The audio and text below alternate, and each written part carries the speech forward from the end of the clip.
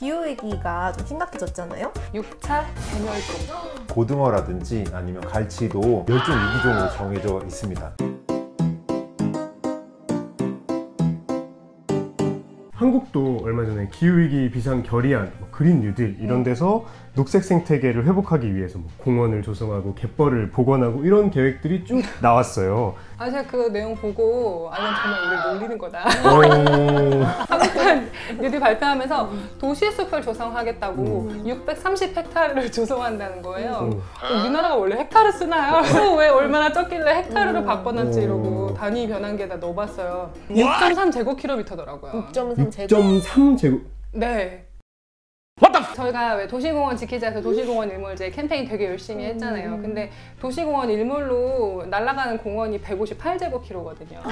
저는 당장은 못 지키더라도 좀 장기적으로 비전이나 방향성을 좀 잘 내놓고 성의 있게 발표를 해야 되는데 저희가 2050 넷제로 한국판 뉴딜, 그린 뉴딜 하겠습니다. 630헥타르. 이거 아니지.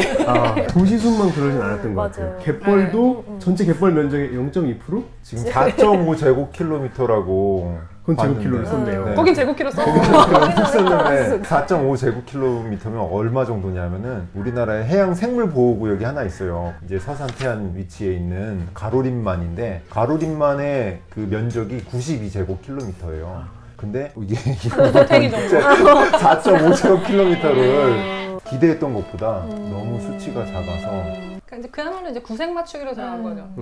지금 에너지국도 지금 생태를 안 할 수 없으니까 우리 지금 괜찮을까?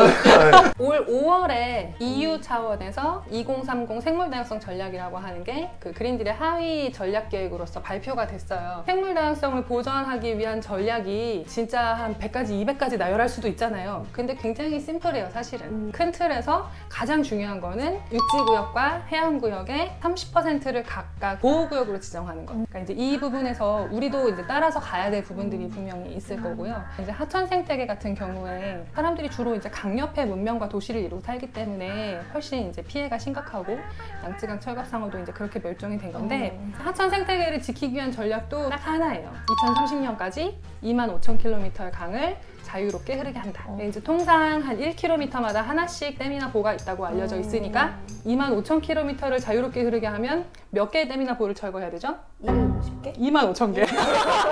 해양 관련된 부분 전략도 딱 하나가 제시돼 있어요. 그게 뭘까요? 뭐죠? 어구 문제입니다. 어구. 네, 우리나라는 41종의 어업이 있는데 자망이라고 이제 테니스 네트처럼 이렇게 길게 펼쳐놓는 어업 방식이 있어요. 그 길이의 허가량이 총 더하면은 지구를 4바퀴 정도 감을 수 있는 양이 나오거든요. 근데 그게 41 중 하나의 어업이고 또 우리나라에서는 그 관리가 안 되고 있기 때문에 한 2배에서 3배까지도 사용하고 있다라고 추정하고 있어요. 그러니까 지구를 한 12바퀴를 감을 수 있는 거예요. 그것들이 이제 해양 생태계를 더 망치고 있는 거죠. 그 2030 이후의 생물다양성 전략에서 해양 관련된 단 하나의 전략은 해양 생태계를 남획하거나 문제를 일으킬 수 있는 어구의 사용을 제한한다. 이게 단 하나의 전략이에요. 근데 저 궁금한 게 그럼 바다에 물보다 그물과 쓰레기가 더 많을 수도 있고 그거는 불가능하죠. 네, 이제 최근에 제주 제2공항, 가덕도 신공항, 그리고 지리산 산악열차처럼 이제 맞아요. 남개발을 불러일으키는 사업들이 많이 나오고 있잖아요. 이게 되게 기후위기에도 역행하는 사업들인데 정부가 이 사업들에 대해서 어떻게 대응을 해야 된다고 보시는지 궁금합니다. 하지 말아야지. 네. 저희는 계속 요구하는 게 그거예요. 그러니까 필요한 데는 지을 수도 있겠죠. 지을 수도 있지만 큰 틀에서는 좀 방향과 원칙을 정하고 갔으면 좋겠다라고 하는 거고 2050 넷제로 달성을 위해서 큰 틀에서는 배출을 줄여나가야 한다. 그러면 그 배출을 줄이는 시설인지 아닌지에 따라서 모든 그 사업들이 한 번씩은 좀 다시 고민해 봐야 되는 일들이다라고 하는 거고요. 그러면 대한민국에서 자연자원의 총량을 어느 정도로 가져갈 건가에 대한 문제로 봐야 된다는 거예요. 그럼 총량을 어느 정도로 설정하고 앞으로 어느 정도의 목표를 달성하기 위해서 어떤 곳은 더 지키고 어떤 것은 뭐 그나마 개발을 할 수 있는 상황도 있을 수 있겠죠. 최소한 이 6차 대멸종의 과정에서 어떤 역할을 할 건가 그런 큰 틀에서의 인식의 전환과 혹은 경제 구조의 전환이 없이는 우리가 2050 넷제로 성공 못하는 거죠. 저희가 이제 지난 총선 때 당선자들을 대상으로 해서 선거 공보물 전체를 다 뒤졌어요. 근데 이제 보호구역 뭐 규제 완화나 해제를 요구하는 공약만 해도 43개 이렇게 넘어가기 굉장히 많고요. 케이블카, 산악열차 이런 류의 개별적인 이제 산지 개발 관련된 사업만 해도 한 19개 정도가 됐었거든요. 그런 거 진짜 좋아하더라고요. 근데 굉장히 이상한 거는 이거는 진보, 보수, 뭐 심지어는 뭐 개혁정당 전부 다 지역구로 가면 똑같은 개발 공약들이 나오는 거예요.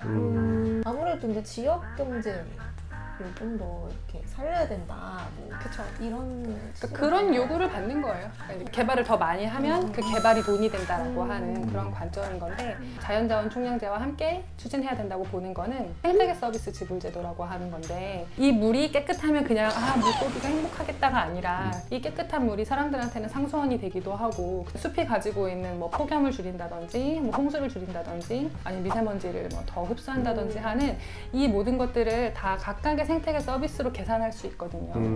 그러면 이것을 잘 지키는 토지 소유주는 다른 사람들에게 생태계 서비스를 제공하는 공급자 역할을 하는 거예요. 그러면 이런 보호구역들을 잘 지키는 게 그 개인에게도 도움이 될 수 있도록 그런 류의 성격의 재원으로 쓸 수 있는 돈들이 이미 꽤 많이 있는데 이런 세원들에 대한 성격의 전환도 지금 필요한 거죠.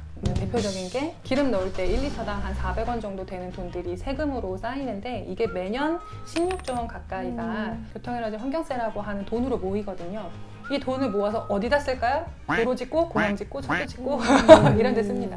근데 이 돈을 탄소 흡수원을 매입하거나 아니면 이런 것들을 잘 지키는 사람들에게 생태계 서비스를 지불하는 세원으로 쓰이게 된다면 도로에서 휘발유를 태우는 사람들이 생태계를 지키는 좀 아이러니한 상황이 될 수도 있겠죠. 피카츄의 에너지 대모험은 여기서 마무리하도록 하겠습니다.